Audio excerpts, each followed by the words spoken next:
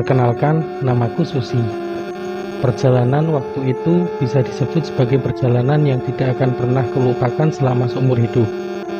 Kenapa? Karena selain bisa dikatakan sangat mencekam, kami semua masih bisa dikatakan beruntung, karena hanya disesatkan dan kembali ditarik.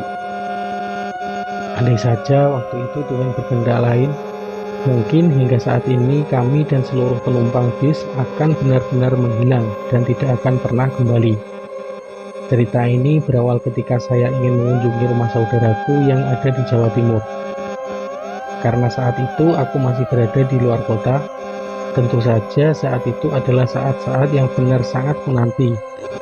Karena selain aku sudah lama tidak berjumpa dengan saudaraku, waktu itu aku memang hendak dijodohkan dengan salah satu rekan saudaraku yang memang sudah pernah dibicarakan sebelumnya denganku.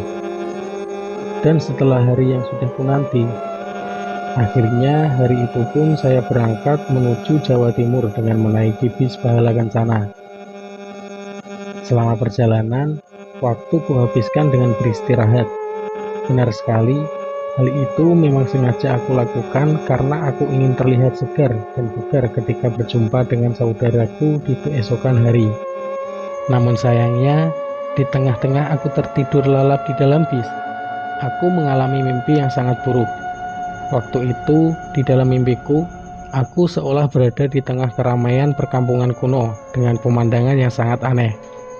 Semua wajah orang yang ada di sekitarku saat itu terlihat pucat dengan tidak ada satupun yang menghiraukanku. Dan tidak berhenti di situ saja, aku pun juga melihat pakaian yang dikenakan orang-orang tersebut masih sangatlah tradisional khas Jawa. Melihat hal itu, tentu saja aku sangat kebingungan tidak karuan. Namun akhirnya aku menghampiri salah satu orang yang terlihat duduk tidak jauh dariku, yang dengan anggunnya mengenakan kebaya lengkap dengan selendang tipis yang digantungkan di pundaknya. "Bu," ucapku dengan sopan. Namun anehnya, bukannya menjawab pertanyaanku, ibu-ibu tersebut tiba-tiba berlari seolah melihat sesuatu yang ada di belakangku. Mengetahui hal itu, aku pun seketika terkejut dan tentu saja langsung menoleh ke arah belakang tubuhku agar aku dapat melihat apa yang ibu-ibu tersebut lihat. Dan setelah aku menoleh ke belakang, tiba-tiba aku melihat sesosok lelaki tua yang tidak mengenakan pakaian dengan wajah yang sangat menyeramkan. Kulit wajah lelaki tua tersebut terlihat terkelupas tidak karuan. Badannya keriput dengan seperempat kepalanya berlubang. Melihat hal itu, tentu saja aku seketika berteriak dengan sekuat tenaga. Ditambah suasana ramai orang yang sebelumnya kulihat waktu itu tiba-tiba berubah menjadi gelap gulita. Namun akhirnya aku pun bersyukur karena semua yang kulihat tersebut hanyalah mimpi buruk. Waktu itu, aku memang terbangun karena bis yang kutumpangi membunyikan klakson berkali-kali karena sepertinya ada kendaraan lain yang menghalangi laju kendaraan ini.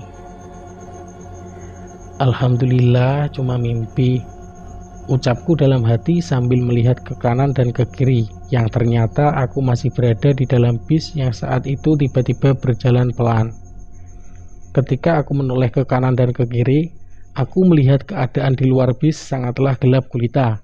Ditambah saat itu sepertinya bis yang kutumpangi tersebut sampai di tengah-tengah hutan belantara yang minim dengan cahaya. Dan tidak berhenti di situ saja, saat itu aku juga melihat seluruh penumpang yang ada di dalam bis ini sedang tertidur lelap dengan diiringi suara bis yang terus-terusan membunyikan klaksonnya. Melihat semua itu, tentu saja aku seketika berdiri dan melihat ke arah depan yang ternyata di depan bis yang aku tumpangi ada sebuah kendaraan besar yang sedang berhenti. "Oh, macet. Kirain ada apa?" pikirku dalam hati. Namun ketika aku kembali duduk di tempat dudukku, aku tiba-tiba merasakan jika ada sesuatu yang aneh di dalam bis ini. Suhu di dalam bis ini tiba-tiba berubah menjadi lebih dingin dari sebelumnya. Dan tidak berhenti dari situ saja, ketika aku mengarahkan pandanganku keluar jendela, malam itu aku mendengar suara banyak orang yang entah dari mana asalnya. Suaranya kok seperti di tengah-tengah keramaian ya? Padahal ini kan hutan. Ucapku dalam hati sambil melihat ke arah jam tanganku yang masih menunjukkan pukul 2 pagi dini hari. Tapi karena aku mencoba tidak menghiraukan semuanya, akhirnya aku pun kembali memejamkan mata sambil menata jaketku, karena saat itu aku benar-benar merasa sangat dingin, tidak seperti biasanya. Namun sayangnya belum sempat aku memejamkan mata, tiba-tiba aku diajak bicara oleh wanita yang ada di sampingku yang sebelumnya tertidur pulas. "Jangan tidur, Mbak," ucapnya tiba-tiba. "Iya, Mbak, habis dingin banget," jawabku dengan sopan. "Berdoa aja, Mbak, semoga kita selamat," sahutnya. Mendengar hal itu, tentu saja aku seketika terkejut dan langsung menatap wanita yang sejak awal memang tertidur tepat di sampingku tersebut. "Maksudnya?" tanyaku. "Coba deh Mbak lihat keluar," jawabnya sambil menunjuk ke arah luar jendela yang sebelumnya memang ku tahu hanya ada pepohonan jati yang rimbun. Dan benar, setelah ku toleh ke arah luar jendela, waktu itu aku tiba-tiba melihat keramaian perkampungan yang sepertinya sama dengan keramaian yang kulihat dalam mimpiku sebelumnya. Waktu itu dari dalam bis, di luar aku melihat ada beberapa orang yang menggendong anak kecil. Ada juga yang sedang memikul kayu bakar dan masih banyak lagi yang lainnya. Hingga saat ini, aku pun masih ingat dengan sangat jelas. Suasana waktu itu benar-benar terlihat aneh. Di tengah-tengah tahun yang sudah modern seperti ini, masih ada perkampungan dengan masyarakat yang berpakaian tradisional seperti ini, pikirku. Namun sayangnya, belum selesai aku melihat semua itu. Tiba-tiba mesin bis yang aku tumpangi tersebut mendadak mati. Dengan diiringi wanita yang sebelumnya ada di sampingku tersebut, tiba-tiba berjalan pergi ke arah depan sambil tersenyum lembut ke arahku. Dan tanpa memperdulikan hal itu, aku pun kembali memperhatikan ke arah luar bis, sembari melihat aktivitas orang-orang yang ada di perkampungan tradisional tersebut. Dan selang beberapa lama kemudian, pandanganku teralihkan dengan seluruh penumpang yang ada di dalam bis. Tiba-tiba gemuruh tidak karuan. Semuanya terlihat kebingungan serta ketakutan karena ternyata menurut Bapak Kernet, bis yang aku tumpangi saat itu telah tersesat. Karena perasaanku yang sudah sangat tidak enak, akhirnya aku pun langsung berdiri dan keluar melalui pintu belakang bis ini agar aku segera mengetahui apa yang sebenarnya terjadi. Namun anehnya, ketika aku turun dari bis tersebut, aku melihat pemandangan yang sangat tidak masuk akal. Benar sekali, saat itu aku tiba-tiba berada di tengah-tengah hutan belantara. "Loh, kok di tengah hutan? Jalan rayanya mana?"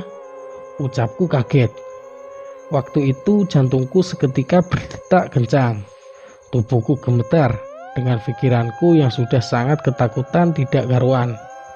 Ditambah saat itu aku juga tidak lagi melihat perkampungan yang sebelumnya kulihat dari dalam bis.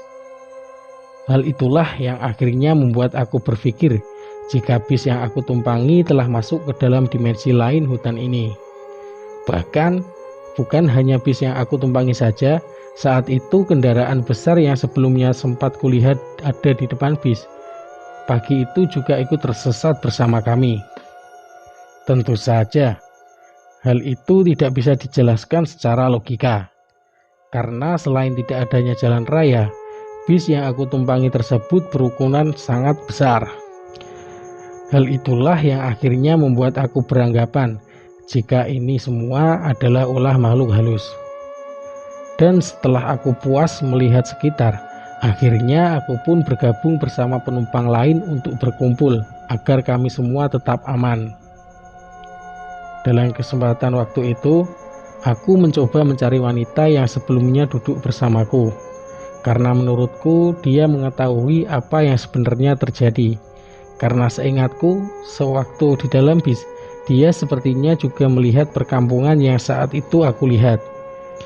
Namun sayangnya, Setelah aku mencari ke sana kemari, aku tidak berhasil menjumpai wanita tersebut. Bahkan, aku juga sempat bertanya dan menceritakan tentang ciri-ciri wanita yang kumaksud. Tidak ada satupun dari penumpang bis yang mengaku melihat wanita yang memiliki ciri-ciri yang aku sebutkan tersebut. Dan singkat cerita, akhirnya aku pun memilih untuk kembali masuk ke dalam bis. Karena selain sambil menunggu bantuan tiba, suhu di hutan tersebut memang benar-benar sangatlah dingin.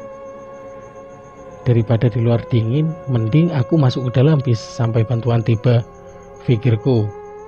Ketika menunggu di dalam bis, tentu saja aku kembali memandang keluar jendela sambil terus memikirkan kenapa semua ini bisa terjadi. Namun anehnya, ketika pandanganku fokus ke salah satu pohon yang terletak agak jauh dari bis ini, tiba-tiba aku melihat adanya wanita yang sedari tadi kucari-cari. Wanita tersebut terlihat berjalan pelan ke arah samping dan tidak sekalipun menoleh ke arah bis ini. Dan yang paling membuat aku terkejut adalah pakaian yang dikenakan wanita tersebut sama persis dengan pakaian yang dikenakan oleh ibu-ibu warga perkampungan yang sebelumnya kulihat dari dalam bis. Melihat hal itu, tentu saja aku seketika meyakini jika wanita tersebut adalah makhluk halus penunggu hutan ini. Dan tanpa lama-lama lagi, akhirnya aku pun memalingkan pandanganku dan memilih untuk tidak menceritakan apa yang kulihat kepada siapapun. Karena aku berpikir saat itu bukanlah saat yang tepat jika aku menceritakan semuanya kepada orang lain. Dan dengan tetap menyimpan semua itu, akhirnya aku pun berdoa sebisanya agar aku dan seluruh penumpang bisa keluar dari hutan ini dengan keadaan yang selamat. Akhir cerita, setelah beberapa jam kami menunggu, pihak berwenang pun datang untuk melakukan evakuasi yang tentu saja dengan perasaan yang sangat kebingungan tidak karuan. Kok bisa bis sebesar ini sampai di tengah-tengah hutan seperti ini tanpa adanya jejak ban ataupun lecet di dalam bodi bus? Padahal kayu di sini kan besar-besar. Pertanyaan seperti itu pun terus menjadi tanda tanya besar seiring kenyataan yang terjadi memang sangat tidak masuk akal. Akhir cerita, siang itu pun kami berhasil dievakuasi dan berita tentang kejadian ini pun terdengar hingga kemana-mana. Dan cerita pun selesai.